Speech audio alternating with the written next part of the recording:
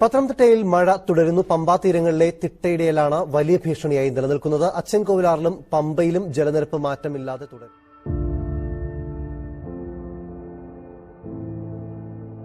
സ്ഥിതിവിശേഷമുണ്ടായി. നമ്മളിപ്പോൾ നിൽക്കുന്നത് ആറന്മുള സത്ര ഭാഗത്താണ്. ഇവിടെ അടിയന്തരമായി ഏതെങ്കിലും തരത്തിലുള്ള ദുരിതാശ്വാസ പ്രവർത്തനങ്ങൾ നടത്താൻ 2 ബോട്ടുകൾ കൊണ്ടുവന്നിട്ടുണ്ട്. ദൃശ്യങ്ങൾ അത് കാണാൻ നമുക്ക് പ്രേക്ഷകർക്ക് സാധിക്കും. 44 ദുരിതാശ്വാസ ക്യാമ്പുകളിലായി 2000-ഓളം പേരാണ് വിവിധ സ്ഥലങ്ങളിൽ.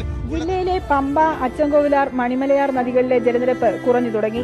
എന്നാൽ പത്തനംതിട്ട ജില്ലയിലെ താഴ്ന്ന ഭാഗങ്ങളിൽ ജലനിരപ്പ്